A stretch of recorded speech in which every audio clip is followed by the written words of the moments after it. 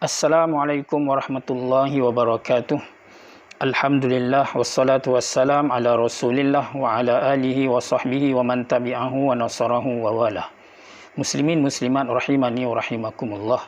Perbincangan kitab Penawar Bagi Hati karangan Asy-Syaikh Abdul Qadir Al-Mandili rahimahullah berkenaan dengan sifah-sifah mazmumah, yakni sifah-sifah yang tercela, yang mana tuan kitab kita menyenaraikan 10 jenis sifah mazmumah, dan beliau memulakan dengan sifah syarhut ta'am, artinya sangat loba atas makanan.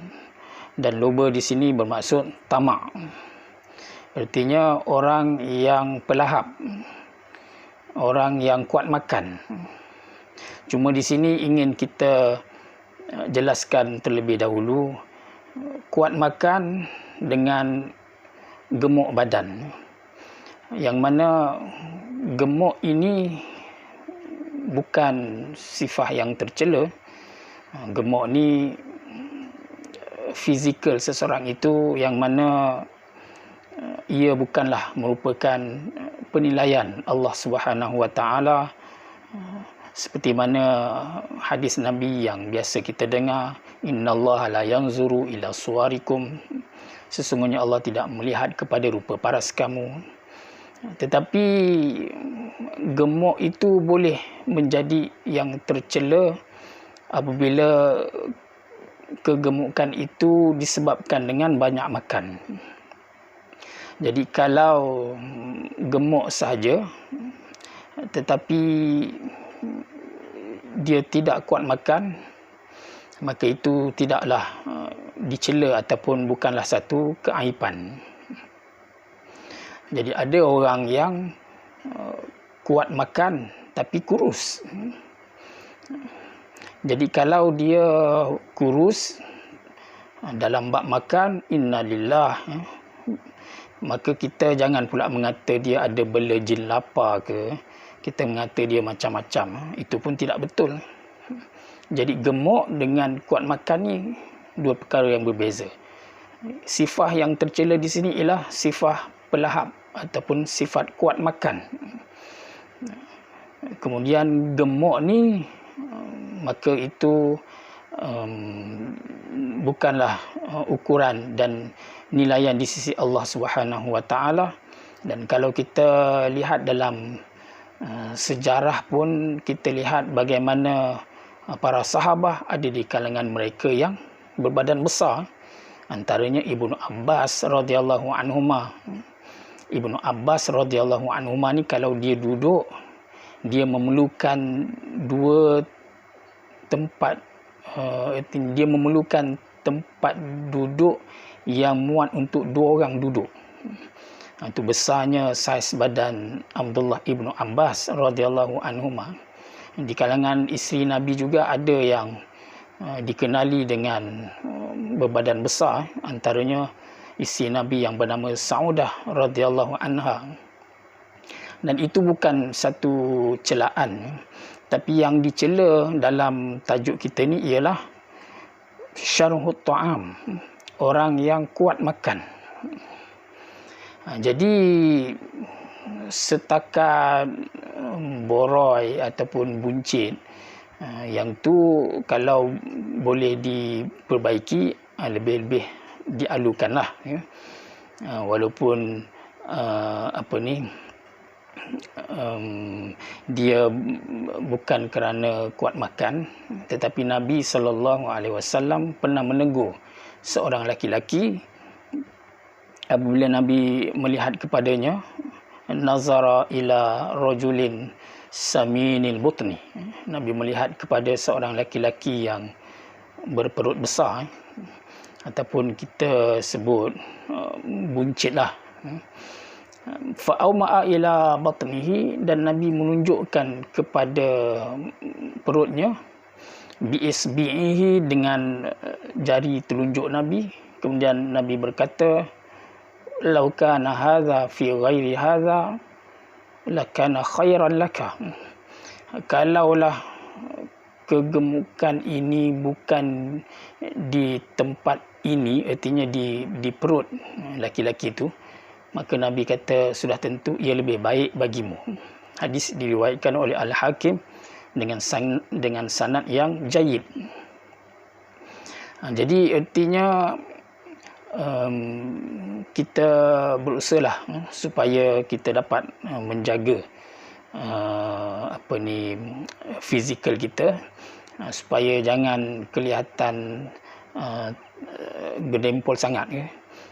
Tapi kalau dah tak boleh nak adjust tu, nak buat macam mana, dah takdir ya. Jadi kita kena terimalah, dan itu bukan satu keaiban seperti mana yang kita sebut di awal tadi. Yang dicela di sini ialah sifat kuat makan. Maka sebab itu kalau kita perhatikan, daripada makan banyak ni boleh menyebabkan pelbagai penyakit. Antara yang dikaitkan sebagai punca kepada penyakit yang ada ialah kerana makan kita sendiri. Jadi kita lihat apa kata tuan kitab, adalah sangat loba atas makanan itu setengah daripada asal segala kejahatan. Jadi kata tuan kitab di sini adalah sangat loba, artinya pelahap atas makanan itu setengah. Setengah di sini kalau kita kembalikan kepada bahasa Arabnya min, daripada, ataupun boleh bermaksud setengah. Yang dimaksudkan di sini ialah asal ataupun punca kejahatan disebabkan oleh sifat pelahap. Kerana perut itu tempat keluar bagi segala keinginan. Jadi dari nafsu makan atau keinginan makan itu menjadi sebab kepada timbulnya keinginan-keinginan yang lain. Kerana daripadanya terjadi keinginan faraj. Artinya daripada keinginan makan tadi, nafsu makan tadi, dia akan menyebabkan pula kepada keinginan seks.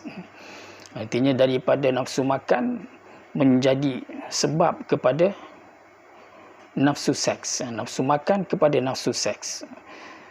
Kemudian apabila mengerasi oleh keinginan makanan dan keinginan jima', nescaya terjadi daripadanya sangat loba kepada harta. Jadi daripada keinginan makan tadi, ia akan menyebabkan pula kepada keinginan seks. Sebab itulah Nabi SAW menyebutkan kalau seseorang itu tidak mampu berkahwin, maka fa'alaihi bisawm, hendaklah dia berpuasa. Kerana berpuasa itu fa innalahu wijaun, dia akan menjadi pengikat kepada nafsu tadi. Jadi orang yang tidak mampu memiliki perbelanjaan perkahwinan, maka untuk membendung nafsu dia supaya tidak liar, maka Nabi menyarankan kepadanya supaya berpuasa. Jadi di sini menunjukkan hikmah apabila seseorang itu berpuasa, maka ia boleh melemahkan nafsu, yang mana nafsu ini dilemahkan dengan sebab berlapar. Jadi kata tuan kitab di sini, keinginan makan menjadi sebab kepada keinginan seks, dan seterusnya nak dapatkan makanan itu pula perlu kepada duit.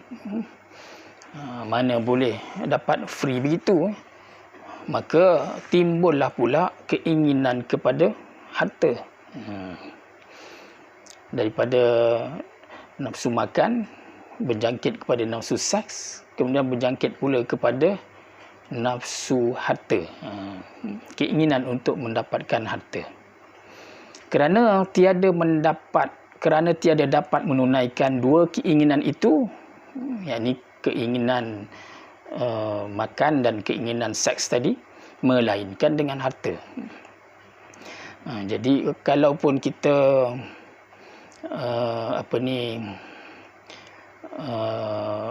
artinya kita nak makan, perlu kita dapatkan dengan duit. Nak dapat makanan mesti kena ada duit. Jadi daripada dua keinginan tadi menyebabkan berlakunya ataupun timbulnya keinginan yang seterusnya, iaitu keinginan harta. Dan terjadi daripada keinginan kepada harta itu ingin kepada kemegahan. Nak dapat banyak duit perlu kepada kemegahan. Kemegahan di sini yang dimaksudkan seperti jawatan, seperti pangkat. Memanglah boleh dapat duit walau tidak ada jawatan, cuma susahlah sikit. Sebab bila tinggi jawatan, maka besarlah gaji. Sebab itu bila ada gelaran, mudahlah dapat projek. Jadi sebab itulah bila seorang itu nakkan duit yang banyak, maka dia perlu pula kepada jawatan ataupun kemegahan. Kerana sukar meusahai akan harta itu melainkan dengan kemegahan. Jadi artinya nak senang dapat banyak duit, kita perlu ada gelaran, perlu ada jawatan, perlu ada pangkat. Kemudian apabila menuntut ia akan harta dan kemegahan dan mendapat ia akan keduanya, nescaya berhimpun padanya oleh beberapa banyak daripada kebinasaan, seperti riak dan takbur dan dengki dan berseteru dan lain daripadanya, dan tempat keluar semuanya itu perut. Jadi apa yang dimaksudkan oleh tuan kitab kita, bila dah timbul keinginan pada harta, keinginan pada kemegahan itu, maka daripada situ timbul pula lah sifat yang membinasakan pahala amalan kita. Apakah sifat-sifat itu? Antaranya riak. Mulalah nak menunjuk-nunjuk kebaikan diri, kesolehan diri, sebab untuk mendapatkan kepercayaan orang lain. Kemudian berlaku pula takbur, sombong dengan orang. Kemudian berlaku dengki. Biasalah bila dah bersaing untuk nak maju ni, nak cepat kaya ni, susah hati tengok orang lain ada kelebihan, orang lain lebih maju daripada dia. Timbullah dengki mendengki. Kemudian berlakulah seteru, bermusuh. Ada orang nak jatuhkan dia, ada orang nak rampas jawatan dia, nak bankruptkan perniagaan dia dan berbagai-bagai lagi. Maka inilah yang disebutkan oleh tuan kitab kita, bahawa penyakit kuat makan ini boleh menyebabkan kepada pelbagai penyakit-penyakit yang lain, pelbagai kejahatan yang lain. Maka sekadar itu dulu perkongsian kita. InsyaAllah kita akan sambung kepada pertemuan kita yang akan datang. Wallahu ta'ala a'lam. Wassalamualaikum warahmatullahi wabarakatuh.